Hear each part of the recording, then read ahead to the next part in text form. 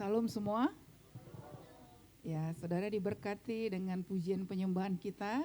Ya, luar biasa ya, kita merasakan hadirat Tuhan di tempat ini.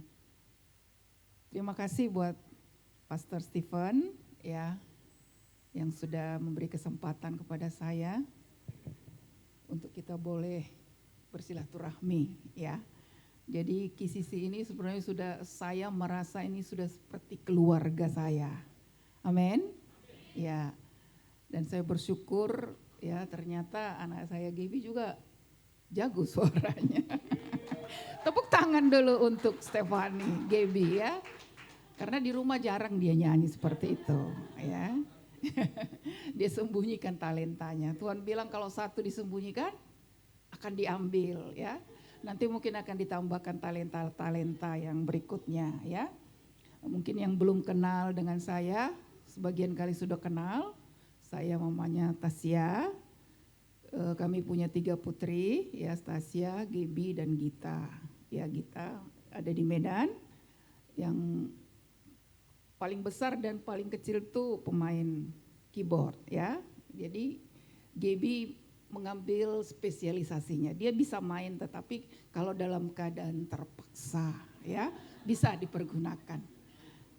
Ya, jadi saya bersyukur bisa bertemu dengan Bapak Ibu di sini saudara. Ya, kita mau tetap belajar tentang kebenaran firman Tuhan yang bisa membuat kita bertumbuh ya, berbuah di dalam Kristus. Karena seperti tema daripada gereja ini adalah kita harus menjadi murid Kristus ya. Nah, saudara yang kekasih, kita buka dari kebenaran firman Tuhan Yohanes 15 ayat 1 sampai 8 ya. Ini sudah sering kali ya, sangat sering mungkin kita dengar atau mungkin sering sudah disampaikan oleh banyak hamba Tuhan. Tetapi kita tetap percaya bahwa kebenaran firman Tuhan itu selalu baru setiap hari. Amin. Ya, kita baca dari ayat 1 ya. Mungkin kita bisa membaca secara responsoria ya. Keluarkan saudara suaranya, karena iman timbul dari pendengaran ya. Jadi kita harus bersuara sehingga telinga kita mendengar, dan ketika telinga kita mendengar maka iman kita timbul. Sepakat ya? Ya, mulai dari ayat 1, saya ayat ganjil, Bapak Ibu Saudara ayat genap. Judulnya di situ pokok anggur yang benar. Akulah pokok anggur yang benar dan Bapakulah pengusahanya.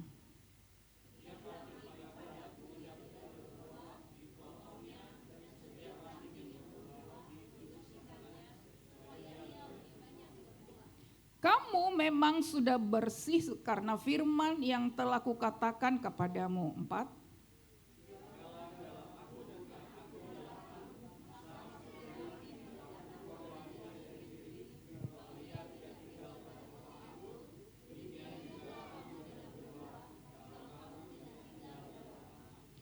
Akulah pokok anggur dan kamulah ranting-rantingnya. Barang siapa tinggal di dalam aku dan aku di dalam dia, ia berbuah banyak. Sebab di luar aku kamu tidak dapat berbuat apa-apa.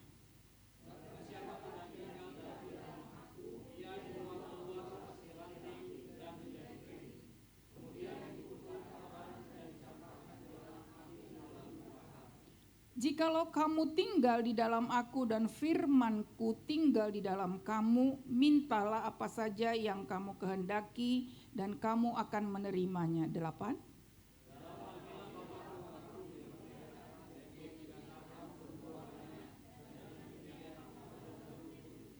Amin. Ya, ini firman yang sangat luar biasa ya. Jadi kalau kita mau bertumbuh dan berbuah di dalam Kristus, bagaimana caranya? Ya, ada banyak syarat yang Tuhan katakan di dalam firman Tuhan. Bagaimana kita bertumbuh, bagaimana kita berbuah, bagaimana kita melakukan firman Tuhan. Hanya satu tujuannya adalah mempermuliakan Tuhan. Ya. Nah, bagaimana supaya kita bisa bertumbuh dan berbuah? Kita lihat di Yohanes 15 ayat 4 ya. Yohanes 15 ayat 4 dikatakan, tinggallah di dalam aku dan aku di dalam kamu. Ya. Jadi yang pertama, bagaimana kita bertumbuh dan berbuah itu harus melekat dengan pohon. Kalau seumpama kita adalah ranting, ya kita itu harus menempel, ya harus menempel. Supaya apa? Kita sebagai ranting yang melekat kepada pohon, kita akan mendapat nutrisi, ya zat-zat untuk bertumbuh, zat-zat untuk berbuah itu akan dialirkan dari akar kepada ranting, ya. Jadi syarat yang pertama itu memang harus melekat, harus menempel. Nah saudara, kalau tidak menempel kepada pokok anggur, kepada Yesus, kepada firman, ya, kita tidak akan pernah bisa bertumbuh. Ya, kita tidak akan pernah bisa berbuah. Ya. Jadi syarat yang pertama tinggal di dalam firman, melekat kepada firman, menempel kepada Yesus. Ya, bagaimana caranya kita bisa menempel? Ya. Bagaimana caranya kita bisa nempel? Kita harus membaca firman Tuhan, saat teduh, memuji, menyembah, karena hanya itu, ya. Tidak ada kekuatan yang lebih daripada itu yang membuat kita bisa bertumbuh, ya. Mungkin saudara bisa bertumbuh secara fisik, ya. Kita ini kan bertumbuh mulai kanak-kanak, mulai bayi, kanak-kanak. Seperti Aurora tadi, dia akan bertumbuh ketika dia diberi nutrisi yang benar oleh papa mamanya, ya. Dia akan bertambah usia, dia akan bertumbuh secara fisik. Kita, kalau kita tidak mendapatkan nutrisi yang benar dari kebenaran firman Tuhan, kita tidak akan pernah bertumbuh. Kita akan stagnan terus menjadi anak-anak, ya, yang rohaninya ya anak-anak gitu, ya. Tidak pernah menjadi dewasa, ya. Artinya kerdil. Ya, jadi yang pertama ya kita harus melekat, kita harus menempel kepada pohon, kita harus tahu pokok yang benar itu apa, ya, ya mungkin kita bisa menempel dengan pokok-pokok yang lain, tetapi tidak yang benar, ya, jadi harus kepada kebenaran firman Tuhan.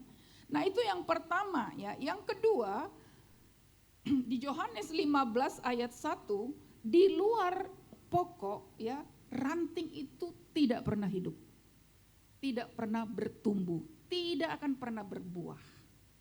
Ya, jadi akulah pokok anggur, kamu ranting-rantingnya. Barang siapa tinggal di dalam aku dan aku di dalam dia, ia berbuah banyak. Sebab di luar aku kamu tidak dapat berbuat luar biasa, saudara. Di luar Tuhan kamu gak bisa berbuat apa. Mungkin kita bisa sukses, mungkin kita bisa berhasil, ya. Tetapi percayalah, kesuksesan itu tidak bisa kita nikmati secara utuh. Ya, keberhasilan kita tidak bisa kita nikmati secara utuh. Karena firman Tuhan katakan tidak dapat berbuat apa-apa. Ya, yang kita lakukan tidak bermanfaat. Ya, jadi yang kedua, kita harus terus berharap kepada Tuhan. Ya, berharap kepada Tuhan, bukan kepada manusia ataupun kekuatan-kekuatan di luar Tuhan. Seringkali kita mau hidup mengandalkan apa yang kita miliki. Seringkali kita mengandalkan pikiran kita. Seringkali kita mengandalkan apa yang kita punya. Seringkali kita mengandalkan jabatan kita. Enggak ada apa-apanya katanya, kalau itu semua di luar Tuhan. Amin. Tidak ada gunanya. Kau tidak bisa berbuat apa-apa. Ya. Karena di dalam kebenaran firman Tuhan dikatakan di Yeremia 5:17 ayat 5, ya, dikatakan terkutuk orang yang mengandalkan manusia, yang mengandalkan pikiran sendiri. Ya. Sekalipun kau punya pikiran yang cemerlang, pikiran yang cerdas, tetapi engkau tidak mengandalkan Tuhan di dalam segala yang Tuhan berikan kepadamu, kau terkutuk. Tetapi di ayat 7 dikatakan dalam Yeremia 17, ya, diberkatilah orang yang mengandalkan Tuhan. Ya.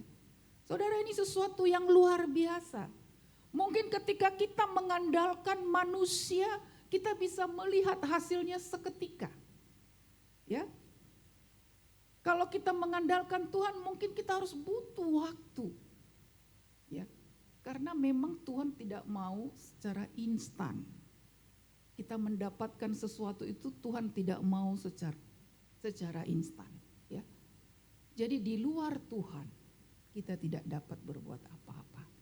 Nah untuk itu teruslah menempel, teruslah melekat kepada Tuhan. Ya. Yang ketiga dikatakan di Yohanes 15 ayat 2, setiap ranting padaku yang tidak berbuah dipotongnya dan setiap ranting yang berbuah dibersihkannya supaya ia lebih banyak berbuah. Ya. Jadi ternyata kalaupun dia sudah bertumbuh banyak daunnya, ya, dikatakan di situ dipotong, dibersihkan. Ya. Saya punya pohon di rumah. Sebelum saya berangkat kemarin ya, saya sebelum ke sini ke Palembang dulu ya, ada pesta, kemudian saya mampir ke sini. Saya punya pohon jambu, nggak terlalu tinggi, ya segini.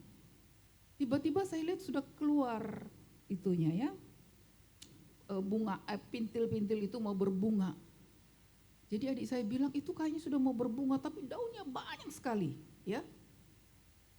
Kemudian saya gunting daunnya, saya kurangi.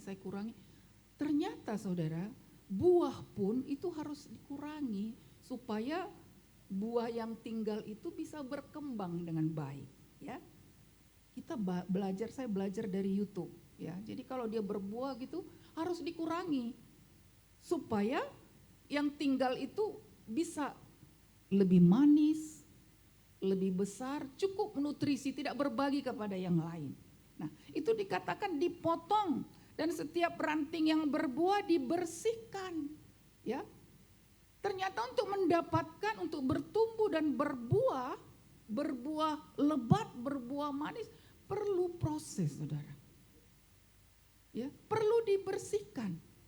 Apanya dibersihkan? Ya, seperti pohon tadi, daun-daunnya saya potong, ya. Buahnya juga saya kurangi, ya. Ternyata hidup kita juga seperti itu ketika kita sudah menempel kepada kebenaran firman Tuhan, kepada Yesus, ya. Ada banyak hal di dalam hidup kita ini memang yang harus dipotong, yang harus dibersihkan, ya. Ternyata hidup kita ini banyak yang tidak Tuhan sukai dalam hidup kita. Dan semua itu harus dimurnikan. Ya.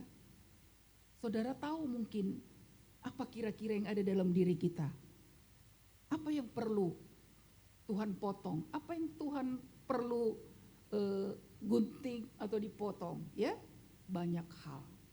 Dan Tuhan selalu punya cara, ya, untuk membersihkan itu. Dan Dia tahu apa yang terbaik bagi kita. Ya.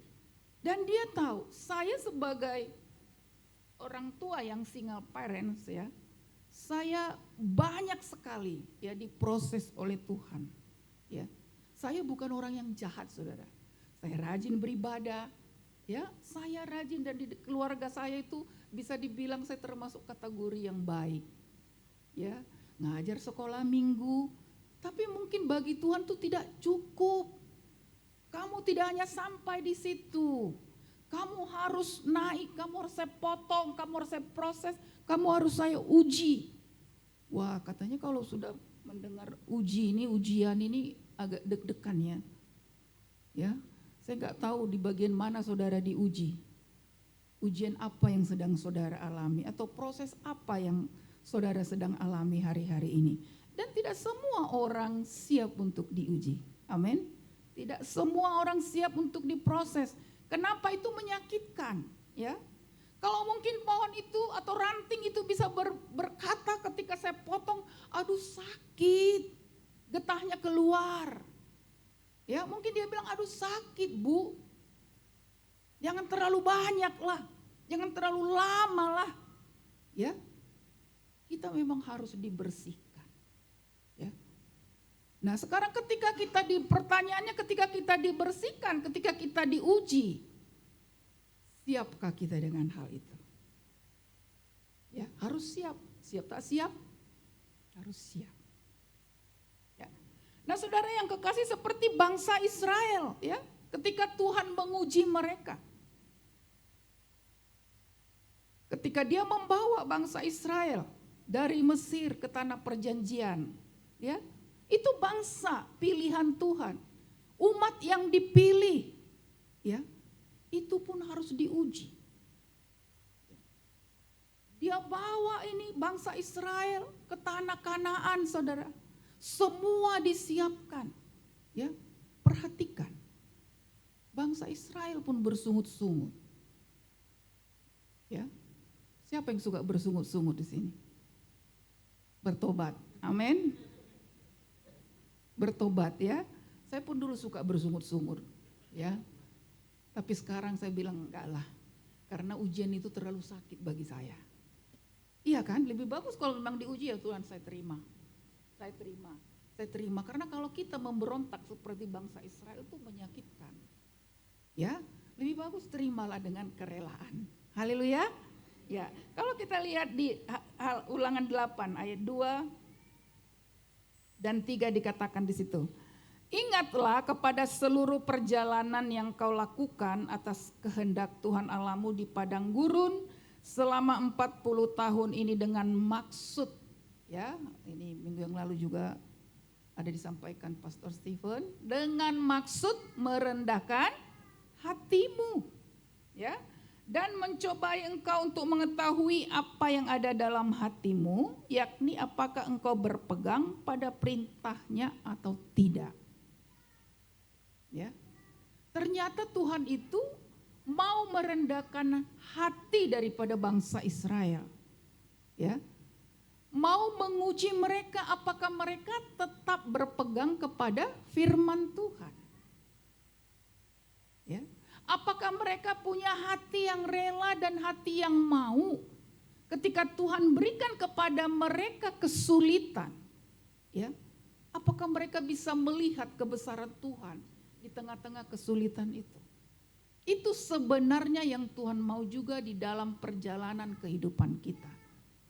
Ketika dia menguji, ketika dia memotong, ya, ranting itu, ketika dia melakukan sesuatu di dalam diri kita, dia ingin kita itu datang kepadanya. Amin. Kalau saya dulu lari, saudara.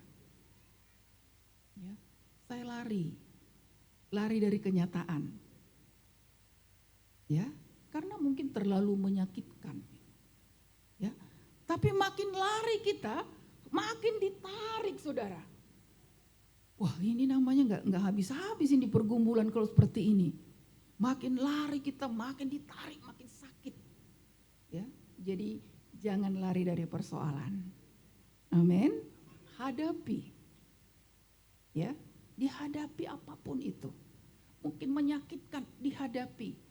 Ya, karena firman Tuhan katakan tidak akan melebihi kekuatanmu. Ya. Setelah saya mengerti firman ini bahwa pencobaan yang kau alami tidak akan melebihi kekuatanmu. Dan ketika engkau mengalaminya, Tuhan memberikan jalan keluar. Itu sesuatu janji yang meneguhkan kepada kita supaya ketika ujian itu datang, kita harus menang. Amin. Kita harus hadapi. Bukan berarti ketika kita menghadapi seketika itu menjadi menang. Ya. Karena ternyata ada sesuatu dalam diri kita ini seperti bangsa Israel itu yang mau Tuhan ubahkan. Apakah itu kesombongan, keangkuhan, ya? Apakah itu keserakahan? Ini mau Tuhan ubah di dalam setiap pribadi kita. Makanya dikatakan di situ, apakah engkau berpegang pada perintahnya atau tidak? Ya. Pasti ada sesuatu yang mau Tuhan murnikan di dalam diri kita. Setiap kita ini berbeda-beda. Ya, mungkin saudara sudah menang dalam merendahkan hati, ya. Mungkin di dalam hal yang lain, ya. Tuhan uji saudara. Nah, ayat 3 dikatakan di dalam Ulangan 8, jadi ia merendahkan hatimu, membiarkan engkau lapar dan memberi engkau makan mana yang tidak kau kenal dan yang juga tidak dikenal oleh nenek moyangmu, untuk membuat engkau mengerti bahwa manusia hidup bukan dari roti saja, tetapi manusia hidup dari segala yang diucapkan Tuhan. Ya, jadi persoalan itu ketika kita mengerti, ya, sebenarnya itu membawa kita melihat kemuliaan Tuhan, melihat bahwasanya di dalam situasi sulit pun Tuhan itu ada. Seperti bangsa Israel, sudah dikasih mana, ya, sudah dibawa, tapi ketika diberi lapar, tapi ketika tidak menjumpai air, mereka marah. Ya, mereka bersungut-sungut kepada Musa. Ya, kalau kita baca, Musa itu adalah orang yang paling sabar dicatat dalam Alkitab. Ya, masih bisa juga marah, apalagi kita, ya.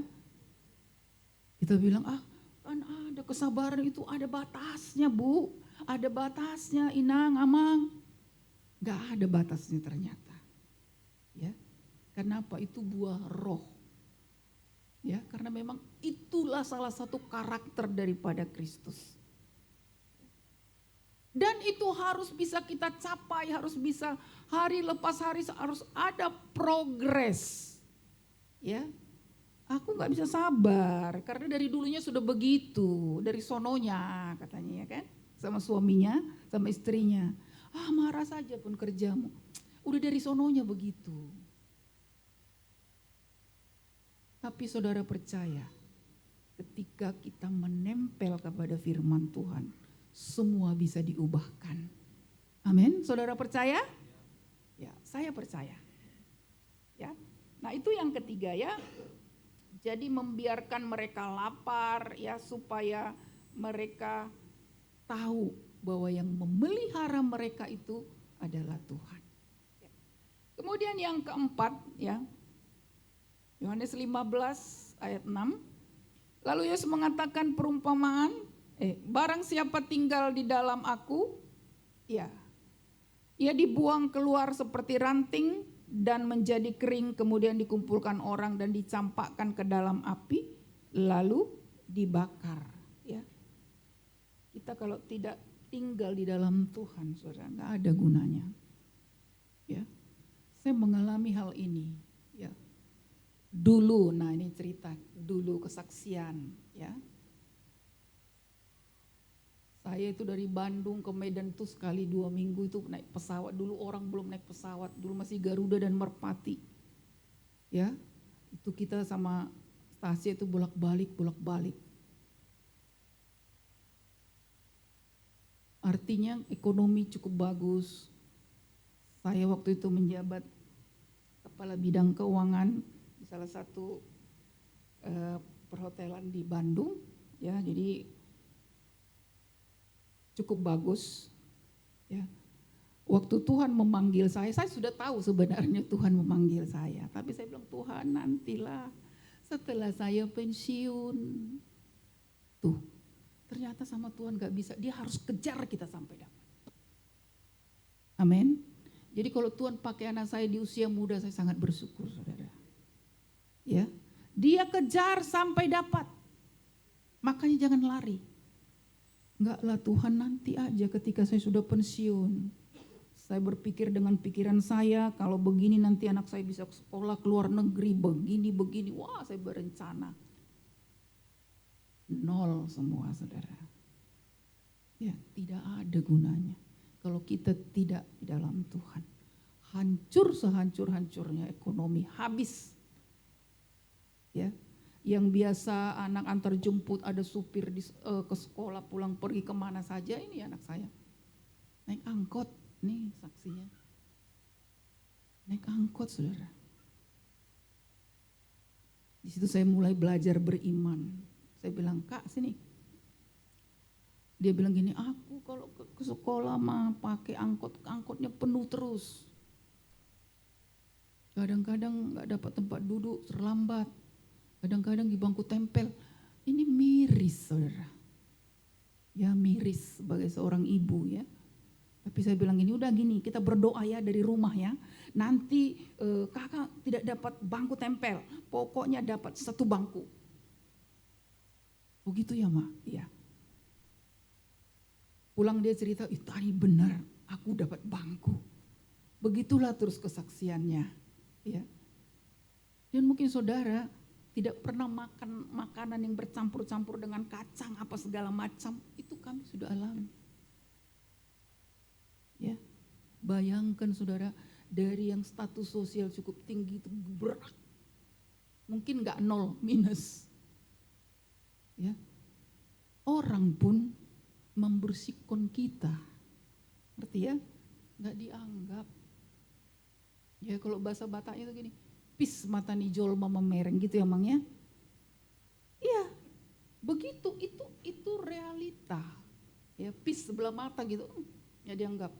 Ya, kalau dulu kita mondar-mandir naik pesawat apapun kita istilahnya cukup, sekarang tiba-tiba jeblok orang nggak dianggap. Ya, itulah kalau kita nggak di dalam Tuhan, nggak ada yang anggap kita. Ya, kalau nggak menempel dengan Tuhan nggak berharga kita. Makanya dikatakan di situ, kalau kita tidak menempel, katanya kering, dikumpulkan orang dan dicampakkan ke dalam api, nggak berguna ternyata. Ya, kita lihat dulu di Lukas 13 ayat 6 sampai 9 itu perumpamaan tentang pohon ara. Ya. Yang tidak berbuah ketika Yesus menemukan, ya.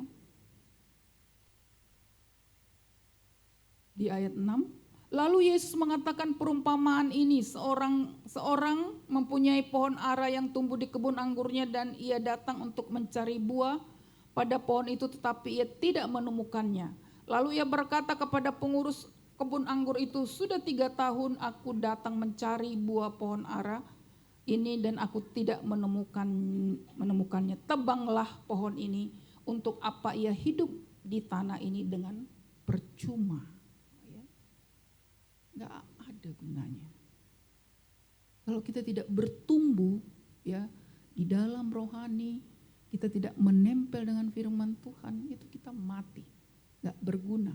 Bahkan tidak berbuah pun Tuhan Yesus katakan ditebang. Ya, ditebang. Ya. Saudara mau ditebang? Dibersihkan saja lah ya, dibersihkan aja pun sudah menyakitkan. Ya. Dibersihkan juga sudah menyakitkan, tapi percayalah, ya, percayalah ketika kita mau diproses, ketika kita mau dibentuk, pembentukan itu membuat kita menjadi orang yang lebih kuat, ya, sama seperti pohon kurma, ya. Kalau orang katanya ya, saya juga belum pernah menanam pohon kurma di rumah saya, itu ada jambu, ada mangga. Ada apa lagi Kak? Banyak di rumah saya. Saya memang tidak pintar tapi saya suka. Ya, kalau kurma katanya ditanam, ya, kan itu tumbuh di padang gurun, dia harus ditutup dengan batu. Ya. Nah, ketika dia ditutup dengan batu, maka ketika dia mengeluarkan tunas akar, dia akan mencari air dulu ke bawah. Bayangkan di padang gurun seberapa meter atau seberapa jauh dia untuk menjangkau air. Tapi setelah air itu ditemukan, maka batu ini akan didongkrak ke atas, bertunaslah dia ke atas. Saya mengumpamakan ketika kita ada di dalam prosesnya Tuhan, ya, dipotong, dirantingi, ya, itu kita sedang mencari fondasi firman ke bawah, ya. Itu nggak enak. Seperti tadi nggak dianggap orang, salah satu nggak bisa berbuat apa-apa. Tapi teruslah mencari air, teruslah mencari firman, sampai kita menemukan satu kekuatan ilahi untuk kita bisa tumbuh mendongkrak batu itu ke atas. Ketika batu itu sudah terdongkrak, dia akan tumbuh. Ya, ketika kita memang sudah mencengkeram, Pondasi akar-akar kita baik, kita tidak menjadi orang yang rendah diri. Kita tidak menjadi orang yang pemalu lagi. Kenapa? Kita sudah punya kekuatan. Kekuatan kita apa? Bukan kekayaan yang tadi yang saya ceritakan. Nggak ada, itu sudah nol semua saudara. Untungnya saya tidak berutang, itu aja. Ya, tidak sampai berutang. Apa yang ada kami makan? Kami pernah makan hanya dengan garam? Saudara pernah makan hanya dengan garam? Belum kali ya. Ya Mangnya udah pernah Mang? Udah pernah makan nasi dengan garam? Belum. Kami udah pernah ya. Jadi kalau sekarang katanya orang gak ada ikan katanya biasa. Saya bilang sama anak saya waktu itu, Kak ini tempe. Tapi rasakan dia rasa daging ya. Saya bilang ini rasa daging ya, gak minum susu. Iya kan? Teh manis, rasa susu. Pokoknya beriman sajalah kepada Tuhan. Karena memang gak ada lagi kemampuan, gak ada lagi kekuatan, mau apa? Gak ada. Tapi menempel terus kepada Tuhan, cari firman, cari terus. Ya. Ketika batu itu terdongkrak, kita mulai bisa bersosialisasi, kita mulai bisa menegakkan kepala, ya sekarang tegaklah kepalaku. Kalau dulu begini saudara, melihat orang gak mampu, ya melihat orang malu. Tapi ketika kita menempel dengan firman Tuhan, kita rasa malu itu sama Tuhan itu diambil. Kekuatan kita ditambah-tambahkan. Kita gak malu lagi berhadapan sama siapapun. Kita berani. Dan akhirnya saudara, kita menjadi tempat orang, kita menjadi orang mencari kita. Itu yang luar biasanya. Orang mencari kita. Kenapa?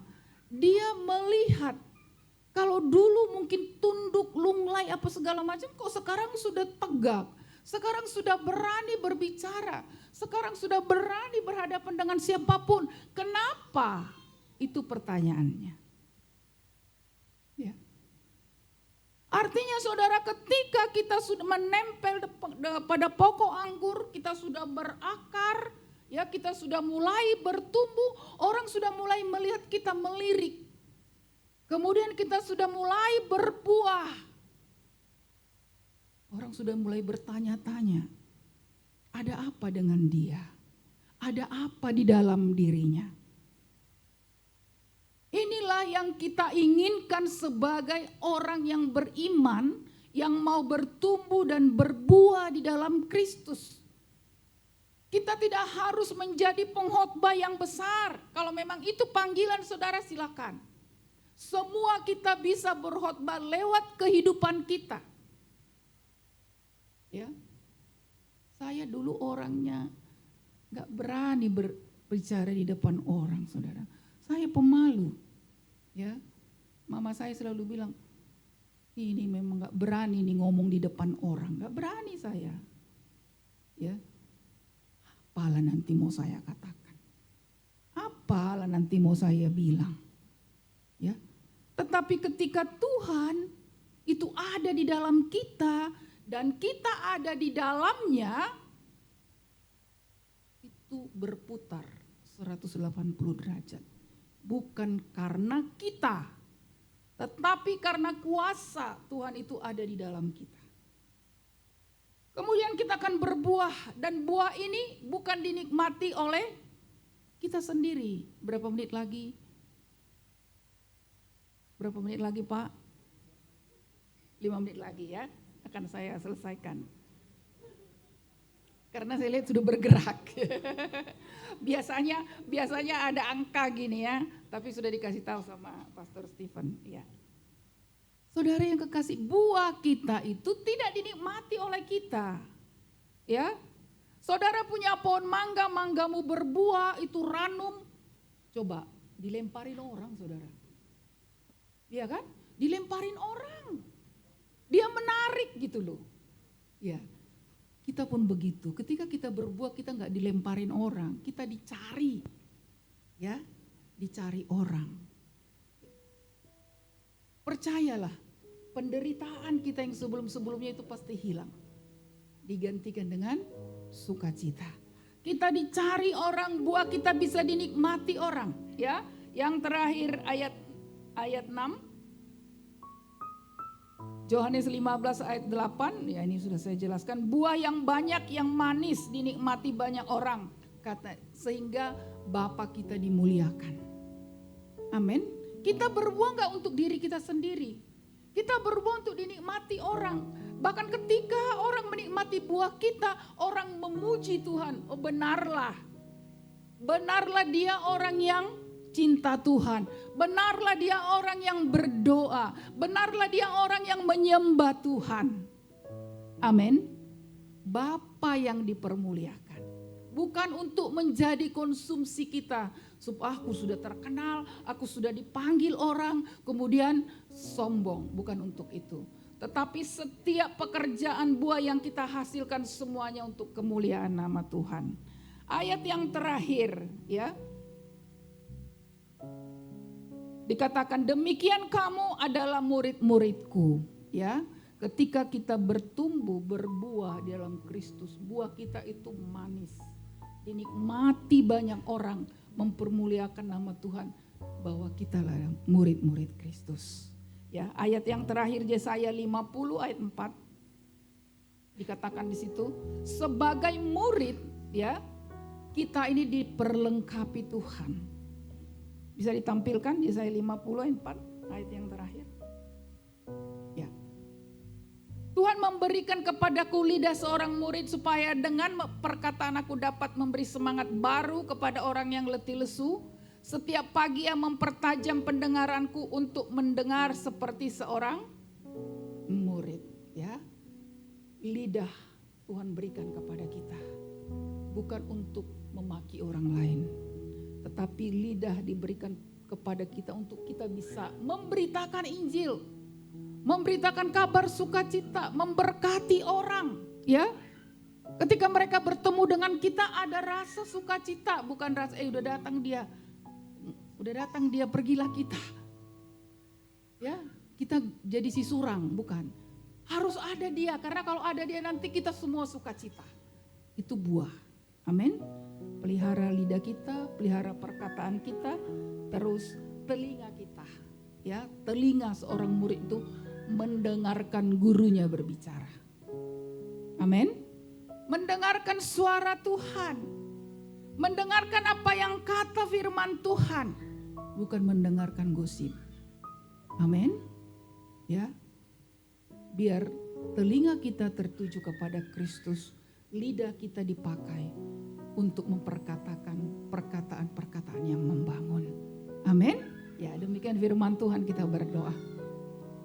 Tuhan, Engkau luar biasa Bapa.